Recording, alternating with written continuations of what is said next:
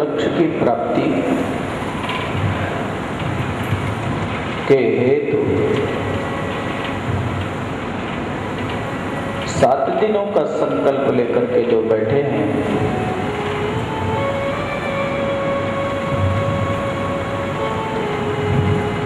प्रथम दिवस में कल हम सब लोग श्रीमद् भागवत महापुराण की कथा क्यों श्रवण करनी चाहिए, श्रीमद् भागवत महापुराण के श्रवण से क्या फल प्राप्त होता है, जीवन में इस ग्रंथ की क्या उपादेयता है, पद्म पुराण से उद्धृत 6 अध्यायों की चर्चा हम लोग श्रवण कर रहे थे। श्रीमद् भागवत महापुराण के प्रथम स्कंद में 19 अध्याय हैं। ग्रंथ के प्रारंभ में प्रथम अध्याय के प्रथम श्लोक में ही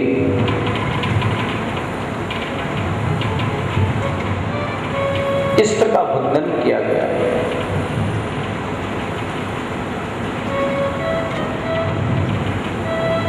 ग्रंथकार ने सर्वप्रथम लिखा, जन्माद्यस्य यतोऽन्वयादितरतस् चार्थेष्वभिज्ञस्वरा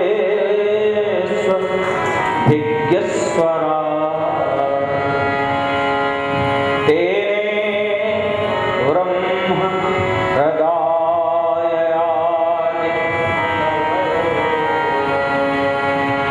मुह्यन्त शूरया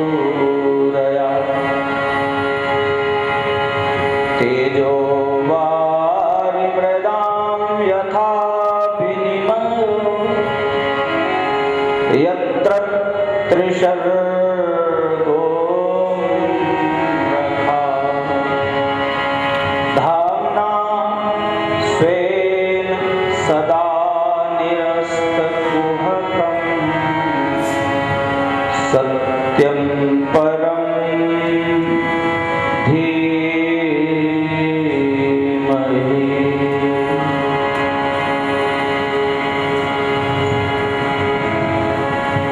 जन्मादि यतः अन्वयादि दृश्यते, जिन परब्रह्म परमात्मा में हम सनातन धर्म में, जो हम सनातन धर्म के मानने वाले हैं, हमें भी 2 प्रकार की चर्चा चलती है। जो ज्ञानी हैं वो निर्गुण निराकार को मानते हैं, और जो भक्त हैं वो सगुण साकार को मानते हैं। जब आप किसी ज्ञानी के पास बैठोगे और यदि आप मूर्ति पूजक हैं तो आपसे ये कहेगा कि जो परब्रह्म परमात्मा 14 लोक में है,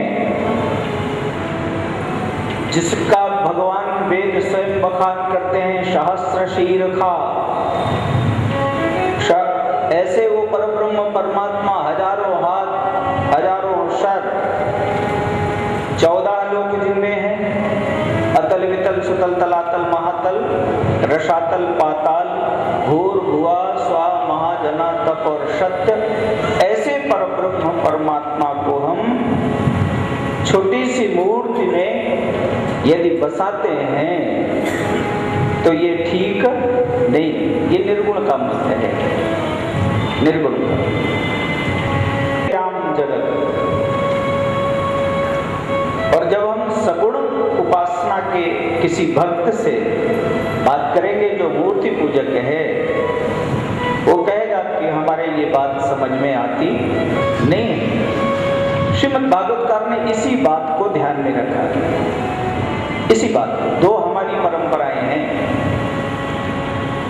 इन्होंने एक बात बड़ी प्यारी कही, जन्माद्यस्य यतः अन्वयादि दृश्यते, जिन परब्रह्म परमात्मा में यद्यपि जन्म इत्यादि होते नहीं हैं, फिर भी अन्वयादि दृश्यते। भगवान को जानना है तो 2 तरीके हैं, एकाभ्याम एक पद्धति है कि अन्वय कर दो। संसार में ऐसा कोई स्थान नहीं है जहां परमात्मा नहीं है, सब में है परमात्मा। सीधी सी एक बात हो, हमारे यहाँ जब कोई श्लोक का अर्थ किया जाता है किसी छंद में होता तो सबसे पहले एक काम करना पड़ता है, एक काम उसको सीधा। आप लोग व्यापारी हो, जब गल्ला उठाते हो ना अपना शाम को, तो सबसे पहले आप रुपए गिनते नहीं हैं, क्या करते हो? सारे पैसे इकट्ठे करके पहले सीधे करते हो। 500 के अलग, 1000 के अलग, 10 के अलग और 1 के अलग, ऐसे तो करते हैं। इसको क्या कहते हैं? इसको अन्वय कहते हैं। क्रमबद्ध तरीके से जब हम लगा देंगे तो हमें आसानी हो जाती है, और वैसे गिनने में बहुत समय लग जाए, परेशानी। संसार में जब हम देखेंगे सारी चीजें उल्टा पुल्टा दिखेंगी, तभी तो कोई परमात्मा स्वरूप के रूप में दिख जाएगा। थोड़ी देर में आपको भ्रांति हो जाएगी। इसके लिए कहते हैं कि अन्वय, एक बुद्धि बना दे कि सब में परमात्मा है। या दूसरी बात, व्यतिरेक, हम नकारात्मक दृष्टि से सोचें ये परमात्मा नहीं है, ये परमात्मा नहीं है, ये परमात्मा नहीं है, ये परमात्मा नहीं है, तो अलग करते करते करते करते जो बच जाएगा वो परमात्मा है। दो ही तरीके, अलग करो आप, तो वो ज्ञानी करता है, ठीक है ना। तो ज्ञानी कहाँ पहुंचता है? शून्य में, शून्य में ही पहुंचता। और शून्य भी अगर आकार में आ जाता है तो उसमें भी परमात्मा नहीं होते, ऐसा ज्ञानियों का कहना है। तो ये अलग पद्धति है। भगवान में जन्म है भी और जन्म नहीं भी है। अगर हम इस विवाद में फंसेंगे, बोले ये हमारा विषय नहीं है, क्योंकि मुह्यन्ति यत सूर्यः सूर्यः ब्रह्मादयः, हम आप जितने हैं सब ब्रह्मा की सृष्टि के हैं। लेकिन ब्रह्मा भी, जब भगवान ने कृष्णावतार लिया वृंदावन में, तो ब्रह्मा भी ये कह बैठे क्या ये ब्रह्म है? सांप को जब भगवान ने मारा, कह बैठे ये क्या भगवान है? तो वो भी नहीं समझ पाए और वो भी लीला में फंस गए। इंद्र भी लीला में फंसे। और इसके बाद उन्होंने कहा, महाराज अब हम आपको क्या बताएं? हे सजल मेघ सम, हे सजल मेघ सम हरि नटवर गिरधारी, घनश्याम करो अब अभिनय क्षमा हमारी। सजल मेघ सम हरि नटवर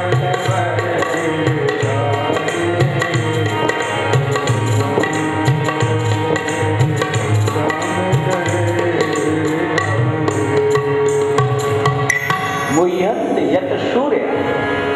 ब्रह्मा जी भी यहाँ पर मोहित हो गए। हम आप चर्चा करेंगे तो पार नहीं पाएंगे। भगवान ऐसे हैं, दो उदाहरण यहाँ पर दिए पहले श्लोक में। तेजो वारी मर्दाम, रेगिस्तान में जब सूर्य की रश्मियां पड़ती हैं तो हिरण जो होते हैं, काले मृग, उनको ऐसा लगता है कि जल है। दौड़ते दौड़ते जल की भ्रांति में अपना जीवन दे देते हैं। लेकिन क्या रेगिस्तान में जल है क्या? लेकिन उनकी भ्रांति नहीं मिटती। भ्रांति कब मिटती है? भ्रांति तब मिटती है जब उनके प्राण चले जाते हैं, प्राणोत्सर्ग हो जाता है। जैसे चांदनी रात में कोई बहुत बड़ा सरोवर है, झील है, और हम नहीं जानते हैं, चंद्रमा की रश्मियां जब उस पर पड़ती हैं तो ऐसा लगता है कि पृथ्वी का बहुत बड़ा भूभाग है। भ्रांति नहीं मिटती। कब मिटती? जब हम उसमें गीले हो जाएंगे, प्रवेश कर जाएंगे, तब जाकर के भ्रांति मिटती है। इसलिए निर्गुण और सगुण की चर्चा से बाहर आना चाहिए। जो निर्गुण को मानते हैं वो मानते रहें, जो सगुण को मानते हैं वो सगुण को मानते रहें। इसमें विवाद नहीं करना चाहिए, क्योंकि अगुणै सगुणै नहीं कछु भेदा, ये कोई भेद नहीं है। और वही परब्रह्म परमात्मा जिनको ज्ञानी निर्गुण मानते हैं, जब भक्त उनकी प्रार्थना करते हैं, वही परमात्मा सगुण के रूप में, और कोई कारण नहीं होता, उनका कोई लक्ष्य नहीं है। सो केवल भक्तन हित लाभ, सो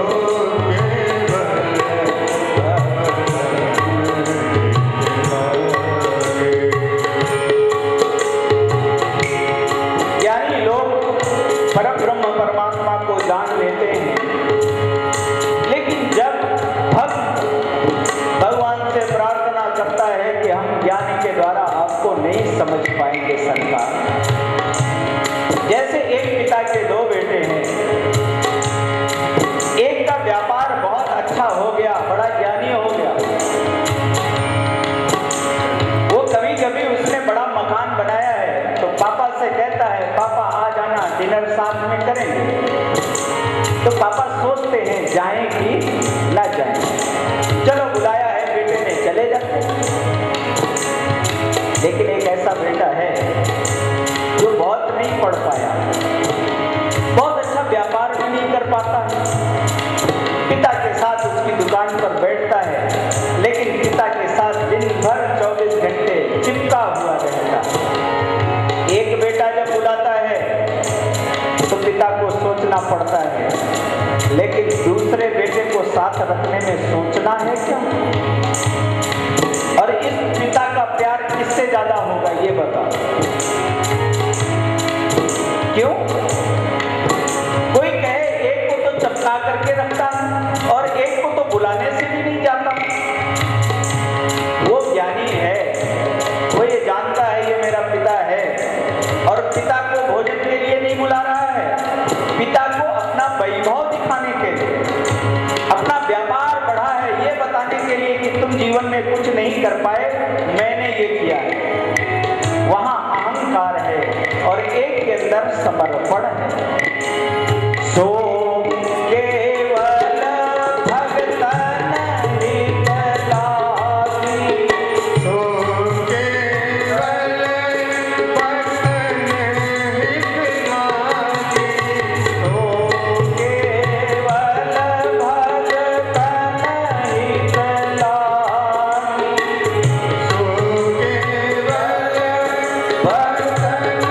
लागी, परम कृपाल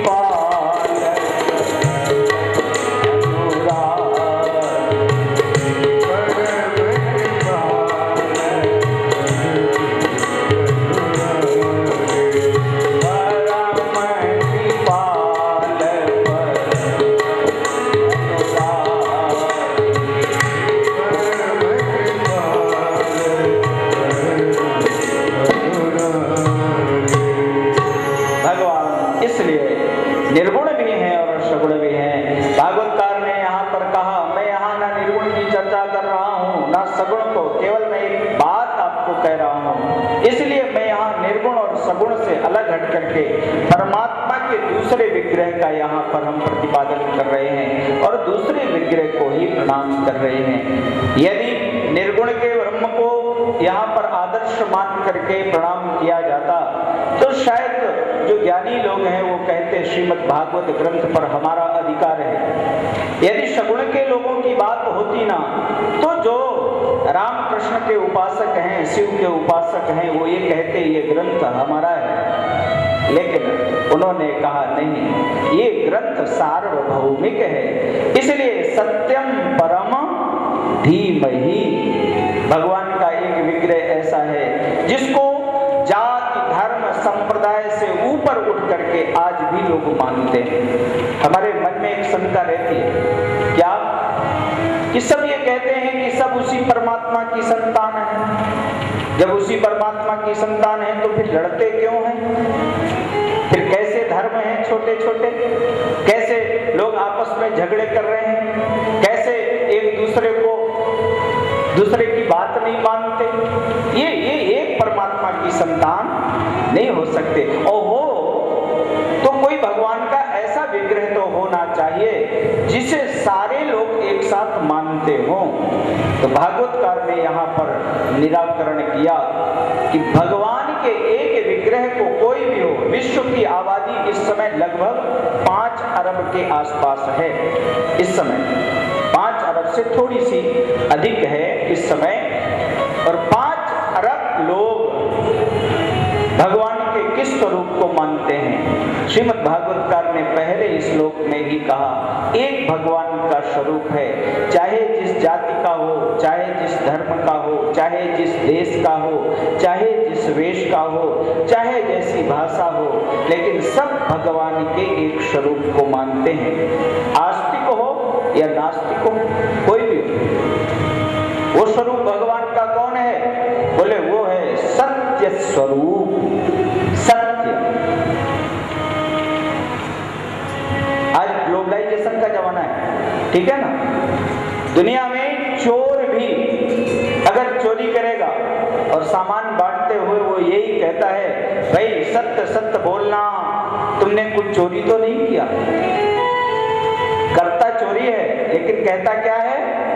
सत्य सत्य बोलना, तुमने चोरी तो। जब नास्तिक बोलता है तब वो कहता है ठीक है, अच्छा सत्य सत्य बताओ, तुमने भगवान को देखा है क्या? जब नास्तिक बोलेगा ना तो उसकी भाषा ये हो।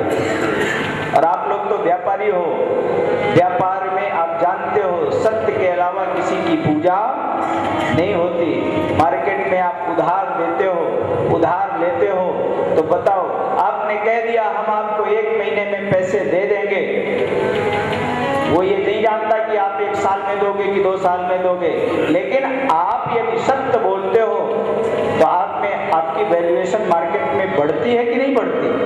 किस बात की वैल्यूएशन है? केवल सारा आज जितना भी व्यापार चल रहा है वो किस बात पर चल रहा है? सत्य पर चल रहा है, केवल सत्य।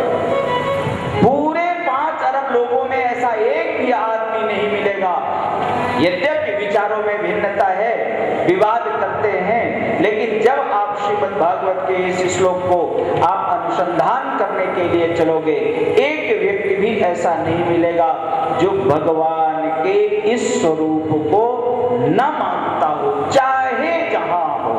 हाँ, थोड़ी सी दिक्कत तो होती, हमारे सनातन धर्म में तो मानते हैं, लेकिन उन्होंने अपने हिसाब से इसकी व्याख्या कर ली। उन्होंने सत्य के सामने नारायण लगा दिया, तो क्या बन गया? कथा सुनते हो ना आप पूर्णिमा को, नारायण। लेकिन यहाँ नारायण नहीं लगाया, यहाँ केवल सत्य की बात की गई। कारण यदि हम इस शब्द को समझ लेंगे तो सारी बात समझ में आ जाएगी। हमारे यहाँ ये नहीं कहा गया कि अमुक धर्म का व्यक्ति, अमुक जाति का व्यक्ति, अमुक संप्रदाय का व्यक्ति भगवान का है, नहीं। ईश्वर अंश जीव अविनाशी,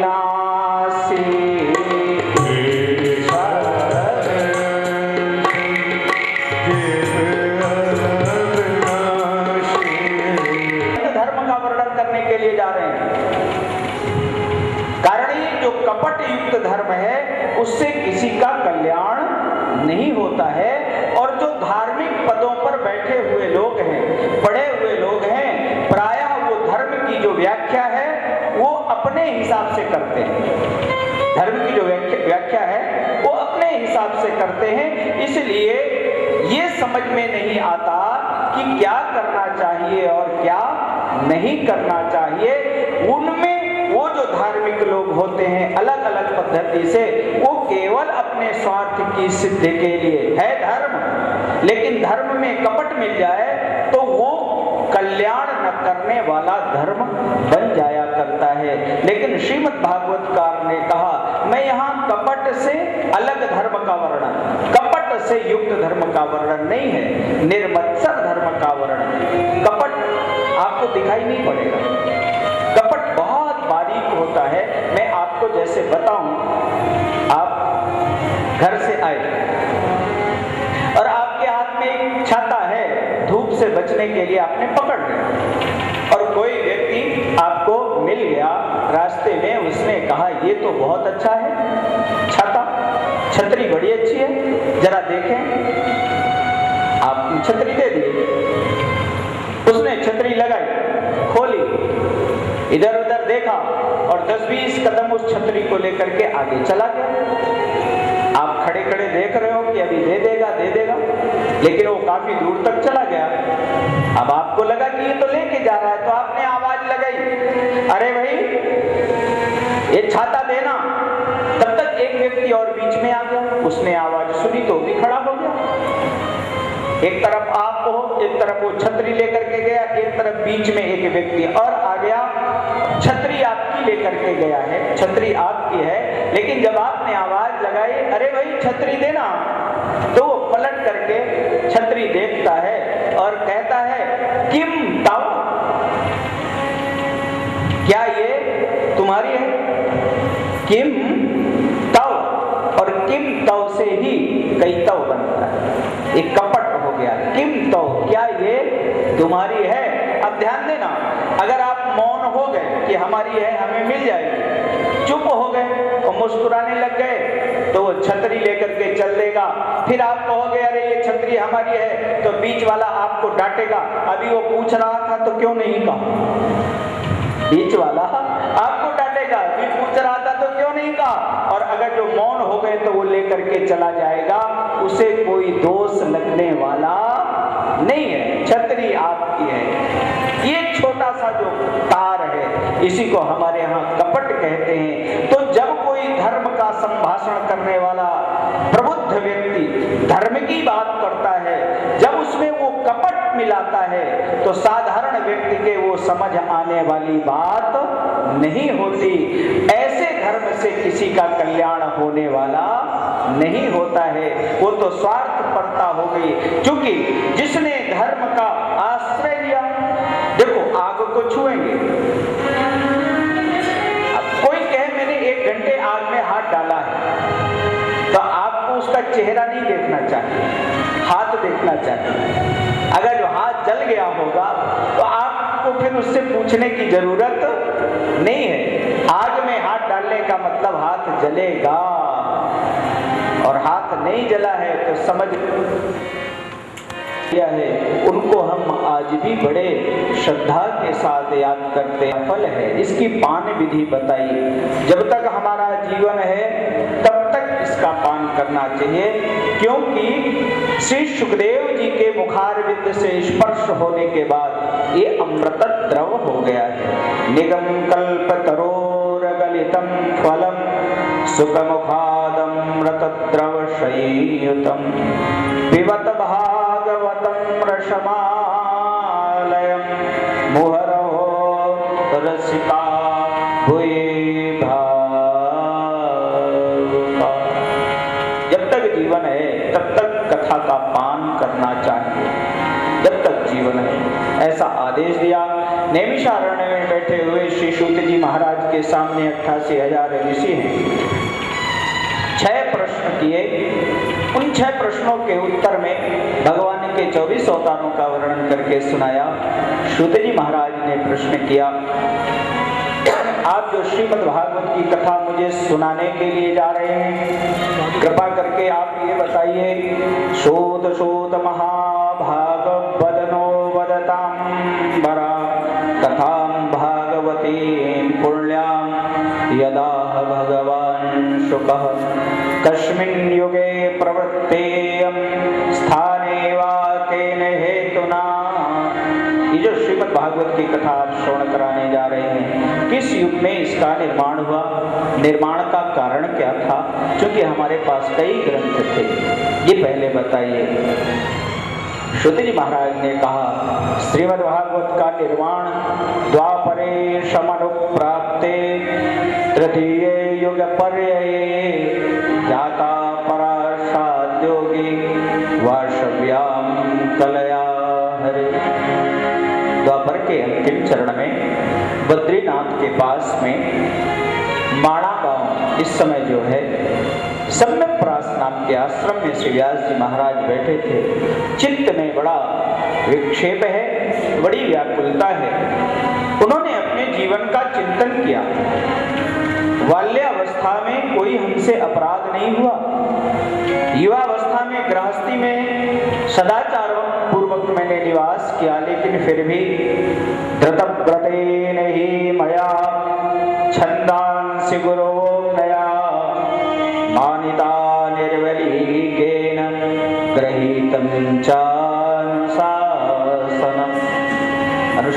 पूर्वक जीवन व्यतीत किया, लेकिन चित्त में अशांति क्यों? बहुत चिंतन किया, समाधान नहीं निकल रहा था। जब समाधान नहीं निकला, आपके जीवन में भी ऐसी समस्याएं आती हैं, समस्या का समाधान यदि आपके ये समझ में ना आए कि ये कर्मों का फल मुझे क्यों मिल रहा है, चिंतन तो करना चाहिए। यदि समझ में ना आए तो उसमें ज्यादा ताकत नहीं लगानी चाहिए। ये सोचना चाहिए कि अब ये परमात्मा की इच्छा से हो रहा है और इसका समाधान अपने आप निकल करके आएगा। क्योंकि ये व्यास जी की कथा बता रही है, ये मैं नहीं कह रहा हूं, शास्त्र का ऐसा आदेश है। और निकलता तभी समाधान है, जब तक हम उलझे रहेंगे तब तक वो समाधान निकलने वाला। व्यास जी महाराज बहुत दुखी हैं, लेकिन समाधान नहीं निकल पाया। और उसी समय बद्रीनाथ भगवान का दर्शन करते हुए, हरिगुण गाते, बीड़ा बजाते नारद जी महाराज बद्रिकाश्रम पहुंचने के बाद सोचा चलो व्यास जी से मिल लें। श्रीमन नारायण नारायण नारायण, श्रीमन नारायण नारायण नारायण, यजमन नारायण नारायण नारायण, यजमन नारायण नारायण नारायण, श्रीमन नारायण नारायण नारायण, श्रीमन नारायण नारायण, बद्री नारायण नारायण नारायण, बद्री नारायण नारायण नारायण, केशव नारायण नारायण नारायण, केशव नारायण नारायण नारायण, श्रीमन नारायण नारायण नारायण, श्रीमन नारायण नारायण नारायण, श्रीमन नारायण नारायण नारायण, श्रीमन नारायण नारायण। व्यास जी महाराज ने संत के दर्शन किए, उठ करके स्वागत किया। लेकिन नारद जी ने जिस समय आज व्यास जी को देखा, हमारा ये जो चेहरा है ना, मुख, और मुख पर, ये चेहरे पर हमारी जो दो आंखें हैं, ये हमारे अंदर का पूरा दृश्य बाहर अपने आप वर्णन करती हैं। यदि कोई आंखों में झांक करके पढ़ने वाला व्यक्ति है तो आप अपनी कोई बात बताओ या ना बताओ, सामने वाले को अपने आप पता चल जाता है। तो पहले लोग कहा करते थे, खत को भांप लेते हैं मजनू लिफाफा देखकर, और आदमी पहचान लेते हैं कयाफा देखकर। ये आंखें हैं हमारी, अंदर जाना। नारद जी तो हमेशा देखते थे, लेकिन आज देखते देखते एकदम व्यास जी से कहा, कहो व्यास जी क्या बात है। व्यास जी के नेत्रों से अश्रु टपक पड़े बिना कुछ कहे हुए, और उन्होंने जितनी भी समस्या थी सब कह दिया। अस्तेव में सर्व मिदं त्वयोक्तम तथापि नात्मा परितुष्यतो। महाराज मैंने आप पर हो जाए, अच्छा खासा स्वास्थ्य आपका 2 क्षण में बर्बाद हो जाए। संसार में तो व्यास जी यही होता है, लेकिन मैंने देखा आपने अपने लिए कुछ नहीं किया। मैं आपको अपनी कथा सुनाता हूँ। पूर्व जन्म में मेरी माँ एक दासी थी, ब्राह्मण की। जो सीधा मिलता ब्राह्मण को, उससे जो मिलता मुझे खिलाती, खुद खाती। गुजारा चल रहा था, बहुत गरीब थे हम। एक बार हमारे यहाँ संतों ने चातुर्मास किया, मेरी माँ उनकी सेवा करने लग गई। एक दिन संतों ने खुद प्रसाद बनाया, बड़ी भूख लग गई, बहुत समय हो गया था। मैया को भोजन सबसे बाद में मिलता था। संतों ने जैसे ही भोजन किया, मैंने उनकी जूठन से उठा करके, पत्तल से उठा करके जूठन मैंने पा ली। क्योंकि बालक था, बर्दाश्त नहीं हो रही थी भूख, इसलिए जूठन उठा करके खा ली। व्यास जी, मैं आपको क्या बताऊं, मेरे जीवन में बड़ा चमत्कार हो गया। पूर्व जन्म के जितने हमारे पाप थे, उस जूठन के प्रभाव से सारे के सारे समाप्त हो गए। ये प्रभाव मेरे जीवन का है। परिणाम, संत लोग भोजन के उपरांत बैठ करके सत्संग करते थे। उस सत्संग में मेरा मन 4 महीने कब व्यतीत हो गए पता नहीं चला। एक दिन संत चलने के लिए तैयार हुए। मैंने उनके सामने आत्मनिवेदन किया, महाराज अब आपके बिना नहीं रह पाऊंगा, मुझे भी साथ ले चलो। संतों ने कहा चलो। सत्संग का चस्का बड़ा विचित्र होता है, बड़ा विचित्र। लेकिन नारद जी कहते मेरी माँ आ गई। माँ ने हाथ जोड़ दिए, महाराज ये हमारा बेटा है, अकेला है, बुढ़ापे का सहारा है, आप कृपा करके इसे मत ले जाओ। उन्होंने मुझे ज्ञान दिया साधना पद्धति का और कहा नारद फिर आऊंगा, थोड़े बड़े हो जाओ, मैं तुमको लेकर के चलूंगा।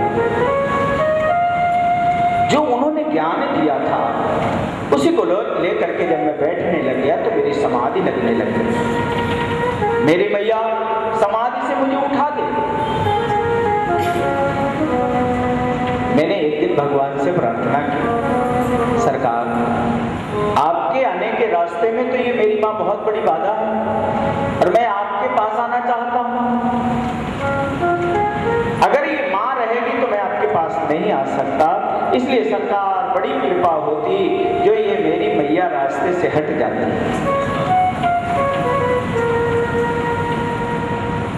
नारद जी कहते हैं व्यास जी से, लगता है कि भगवान ने मेरी बात तुरंत सुनी।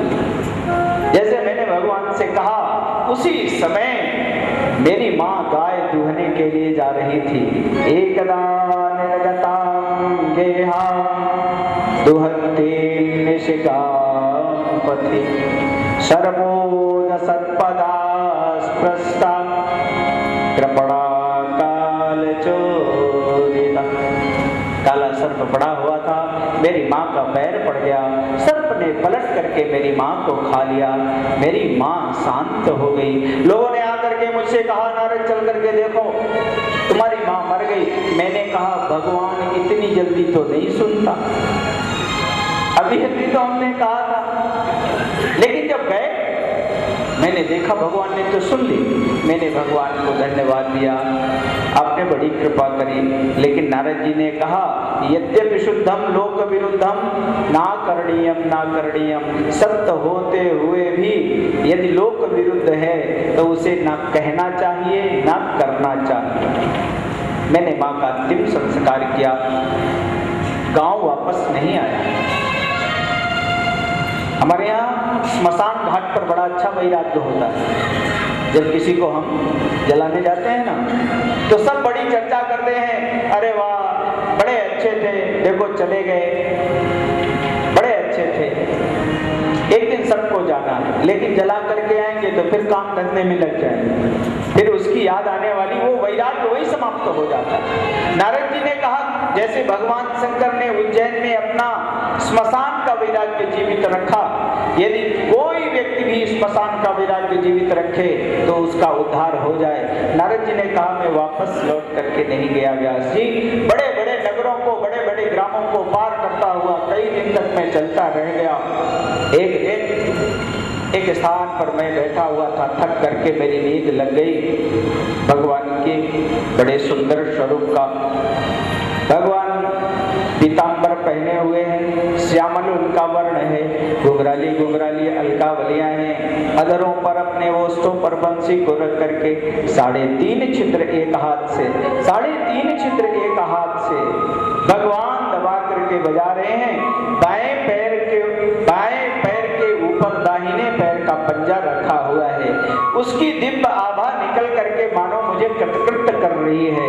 उनकी इस दिव्य आभा प्रभा से संपन्न छवि का मैं दर्शन कर ही रहा था, आनंदित हो रहा था। तब तक वो वो छवि तिरोहित हो गई। मैंने चारों तरफ देखा, तड़प गया मैं।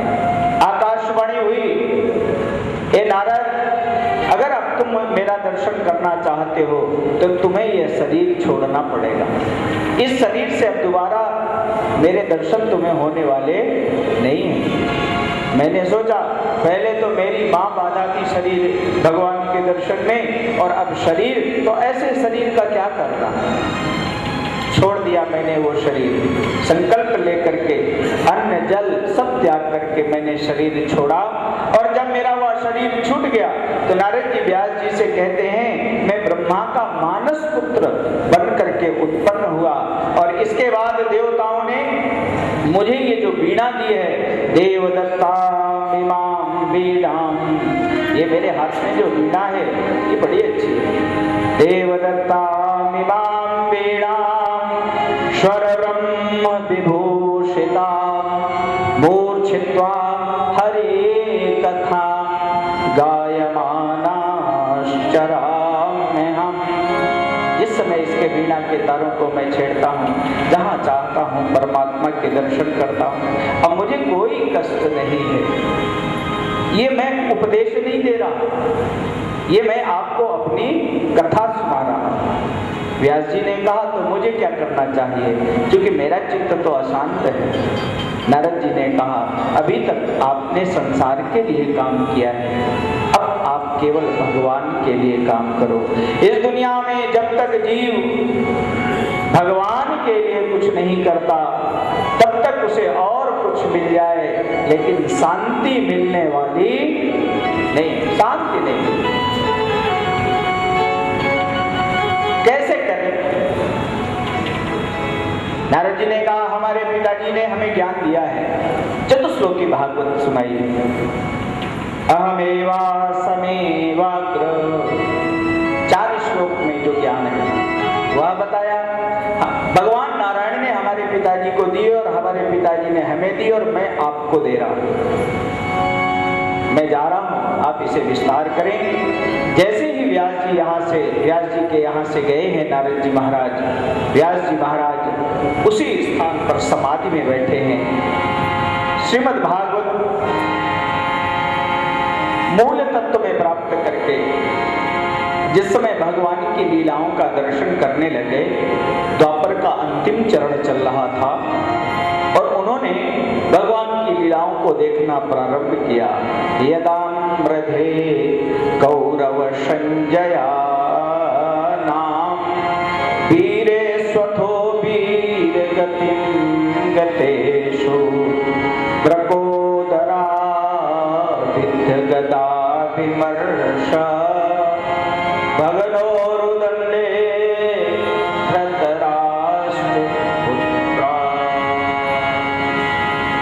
महाभारत का अंतिम क्षण है कुरुक्षेत्र के मैदान में।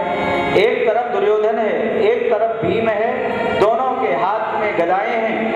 भयंकर युद्ध चल रहा है, अंतिम स्थिति में युद्ध है। और उसी समय उस युद्ध क्षेत्र में श्री बलराम जी महाराज, जो उस युद्ध में सम्मिलित नहीं हुए थे, तीर्थ यात्रा करते करते कुरुक्षेत्र में पधार गए। देखा सब लोग मरे पड़े हैं। बलराम जी महाराज दुर्योधन को बहुत चाहते थे, उनका शिष्य था। देखा दुर्योधन के सारे भाई मर गए। दोनों के बीच में प्रवेश करके एक एक हाथ से गदा पकड़ ली, क्योंकि इन दोनों से बलवान थे बलराम जी महाराज। दोनों को रोक दिया। भीम ने देखा, भीम ने प्रणाम किया। दुर्योधन ने देखा, दुर्योधन ने प्रणाम किया। बलराम जी महाराज ने कहा, भीम यह युद्ध बंद कर दो। दुर्योधन यह युद्ध बंद कर दो, अब क्या चाहते हो? दुर्योधन ने कहा, गुरुजी वैसे होता तो मैं युद्ध बंद कर देता, लेकिन इस भीम ने हमारे ज्यादातर भाइयों की हत्या की है। जब तक ये जीवित रहेगा तब तक मैं शांति से बैठ नहीं सकता। मैं इसे मार दूं, इसके बाद मैं आपकी बात मानने के लिए तैयार हूं। अभी आप बीच से हटो। बलराम जी ने भीम को देखा और भीम से कहा, भीम देखो ये तो नाराज है, लेकिन तुम्हारे भाई हैं सब, छोड़ इसको क्षमा दान दे दो। भीम ने कहा मैं आपकी बात मान लेता, लेकिन मेरे सामने बहुत बड़ी समस्या है। ये दुष्ट दुर्योधन जब द्यूत क्रीड़ा कर रहा था और इसने द्रौपदी को पकड़ करके केसों से और बुलाया था, उस समय ही मैं इसे मार देता, लेकिन धर्मराज युधिष्ठिर ने मारने नहीं दिया। मैंने उसी समय प्रतिज्ञा की थी कि मैं तब मरूंगा जब मैं इस दुष्ट को मार दूंगा, उस जंघा को तोड़ूंगा जिस पर इसने द्रौपदी को बिठाने की कोशिश की थी। ये मेरी प्रतिज्ञा है। आप बड़े हो, मैं अपनी प्रतिज्ञा छोड़ देता, लेकिन एक बड़ी बात है। उस समय द्रौपदी ने भी अपने बालों को नहीं धोऊंगी, तब तक अपने बालों में मैं चोटी बांधने वाली नहीं हूं।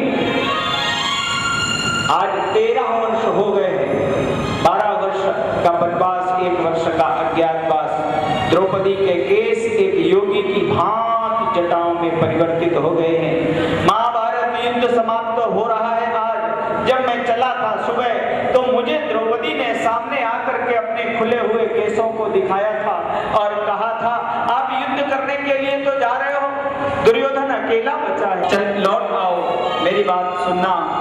युद्ध बंद करते समय मेरे इन केसों को देख लेना।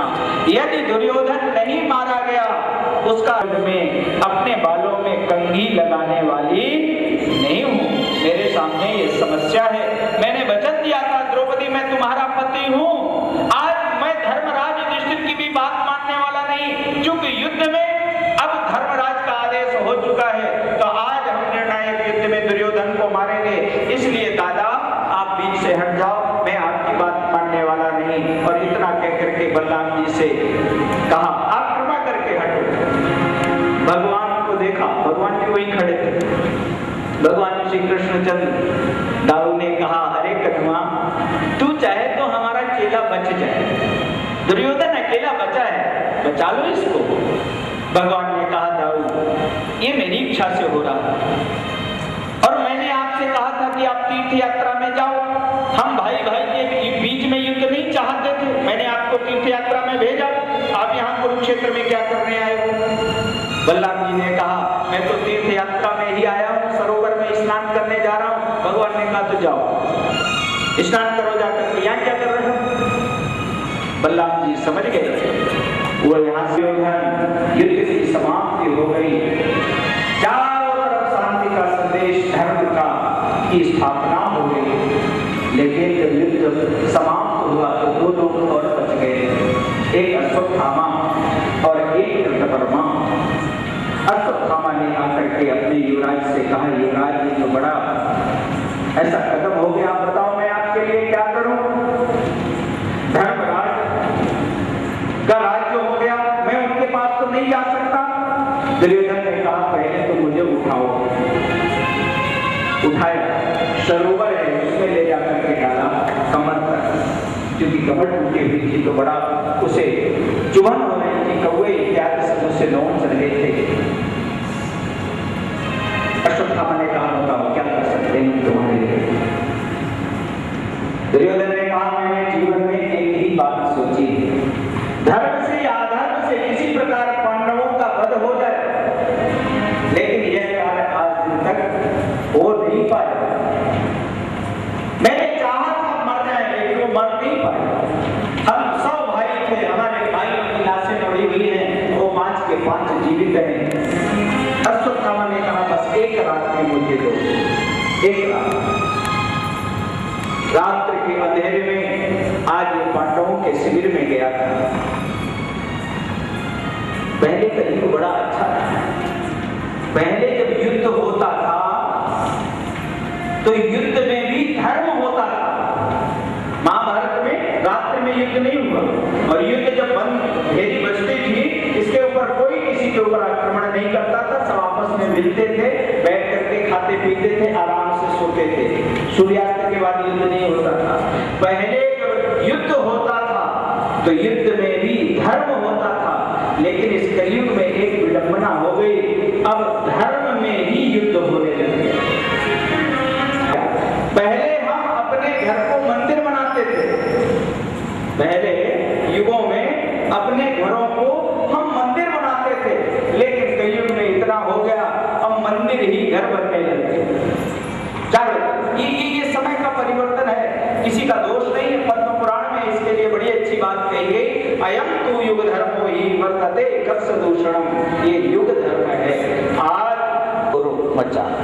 भगवान पांडवों को लेकर के आए।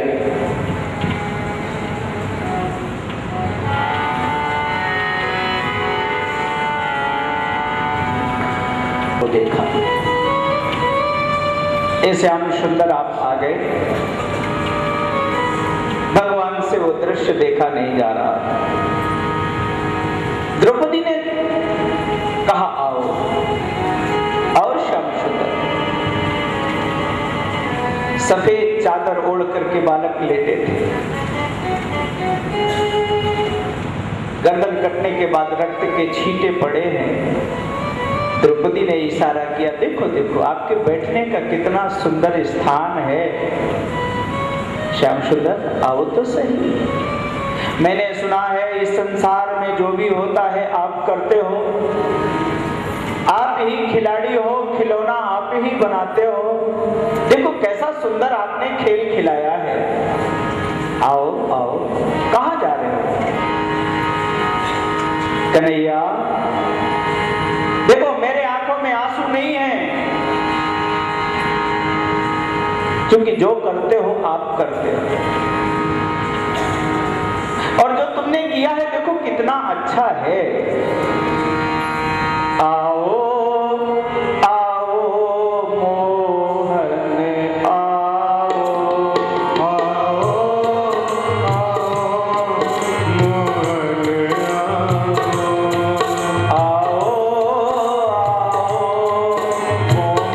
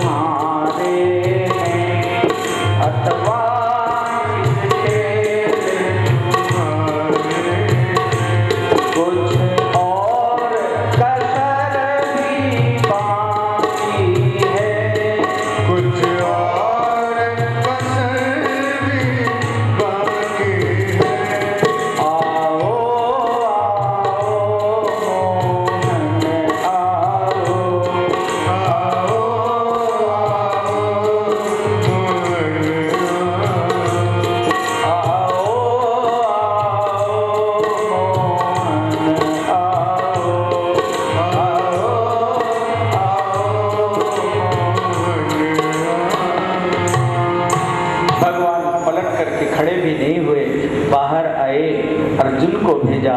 अर्जुन जब गए तो उन्होंने दृश्य देखा, एक क्षण भी नहीं रुक पाए, लौट करके भगवान के पास आए। क्या करें? भगवान ने कहा रथ पर बैठो, हम बालकों का अंतिम संस्कार तब करेंगे जब इस हत्यारे को पकड़ करके लाएंगे। जाकर के अश्वत्थामा को ललकारा, ब्रह्मास्त्र का प्रयोग कर दिया। अर्जुन ने भी ब्रह्मास्त्र का प्रयोग किया। वापस करने की विद्या केवल अर्जुन के पास में थी। दोनों ब्रह्मास्त्रों को वापस करके अपने पास रखा। द्रोणाचार्य जी जानते थे हमारा बेटा ठीक नहीं है। अगर ब्रह्मास्त्र करने की विद्या अपने बेटे को दे करके जाते तो विश्व का संहार उसी क्षण हो गया होता। लेकिन पहले के आचार्य बहुत जानकार होते थे। बेटा ठीक नहीं है तो जो विद्या नहीं देनी नहीं देनी। आज अर्जुन की विजय हुई, पकड़ करके बांध करके डाला है, लेकर के आए हैं। बेटों के शव हैं चारों तरफ, नगर के लोग खड़े हैं। जिस समय अश्वत्थामा को बांध करके वहां पर बाहर निकाला है, जितने लोग हैं सब एक स्वर में बोलने लग गए, मार दो, हम लोग इसे देखना नहीं चाहते हैं। हन्यताम ऐसा, मारो मारो इसे। सूत जी महाराज सौनकादि ऋषियों को यह कथा सुनाते हुए नैमिषारण्य में कहते हैं, सौनकादि ऋषियों जानते हो उस समय क्या हुआ? ऋषियों ने कहा अश्वत्थामा का गला काट दिया गया होगा। ऐसी स्थिति में क्या होता है? लेकिन सूत जी ने कहा नहीं। जब सब लोग कह रहे थे मारो मारो मारो, उसी समय एक बड़ी पतली सी आवाज उनके बीच से निकल करके आई, मुच्यताम मुच्यतामेष ब्राह्मणो नितराम गुरु। छोड़ दो इसको। और ये किसी दूसरे की आवाज नहीं थी, ये द्रौपदी की आवाज थी। भीम ने कहा ये क्या कह रही हो? धर्मराज युधिष्ठिर ने कहा ये बहुत ठीक बात है, तुमने मुझे धर्म से च्युत होने से बचा लिया, ब्राह्मण की हत्या नहीं करनी चाहिए। अर्जुन इसे छोड़ दो, ये मेरे गुरुजी का बेटा है। हमारे गुरु ने अपने धर्म का परित्याग नहीं किया, अपने बेटे को ब्रह्मास्त्र वापस करने की विद्या नहीं दी, इसलिए मुझे भी अपने धर्म का परित्याग नहीं करना चाहिए। अर्जुन छोड़ने लग गए। भीम ने कहा अर्जुन नहीं, तुम मत छोड़ना, इसलिए ये ब्राह्मण नहीं है। आतताई की कोई जाति नहीं होती है। बालक को मारने वाला, गांव को जलाने वाला, अन्न की ढेरी लगी हो उसमें आग लगा देने वाला, ऐसा व्यक्ति हमारे यहाँ आतताई होता है। और आतताई बधार्यण, आतताई को मारने में कोई पाप नहीं हुआ करता है। भगवान से पूछा सरकार मुझे क्या करना चाहिए, हम तो धर्म संकट में फंस गए। बड़ा भाई कह रहा है छोड़ दो, बाकी सब लोग कह रहे हैं मार दो। भगवान ने कहा ब्रह्म बंधुर्न हन्तव्य आतताई बधार्यणा। ये बात ठीक है, ब्राह्मण को मारना नहीं चाहिए, लेकिन आतताई को छोड़ना भी नहीं चाहिए। नीति ऐसा कहती है कि ब्राह्मण की हत्या करनी हो तो उसकी चोटी काट दो, जनेऊ काट दो, जो धन हो वो ले लो, धक्के मार करके उसे निकाल दो, जो संपत्ति हो छीन लो।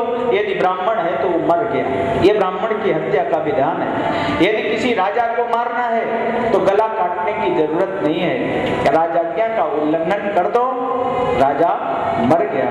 बस उसी समय अश्वत्थामा के सर के बाल काट दिए, इसके मणि थी वो निकाल ली, धक्के दे करके जब निकाला, भगवान कृष्ण के बगल से ये जा रहा था।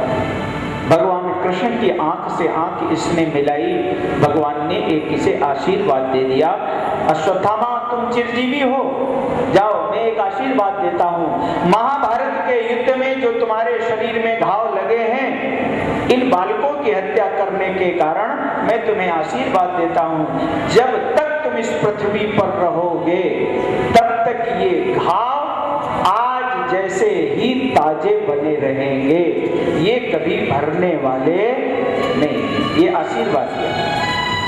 5000 वर्ष व्यतीत हो रहे हैं, तब से लेकर के अश्वत्थामा आज भी उन्हीं घावों को लेकर के घूम रहा है।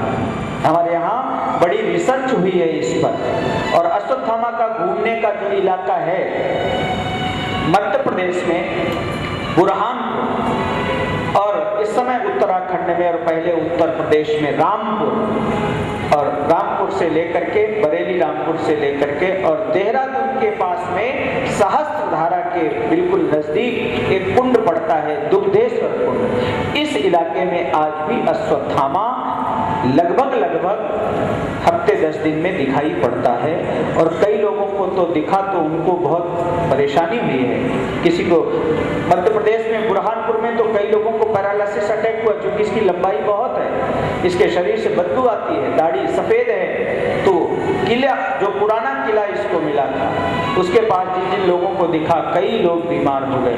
लेकिन रामपुर के आसपास यहाँ कोई बीमार नहीं, यहाँ तो लोग इससे बात करते हैं। कई लोगों के इंटरव्यू छपे और ऐसी खबर आई, बड़ी चर्चा करता है और मिलता रहता है।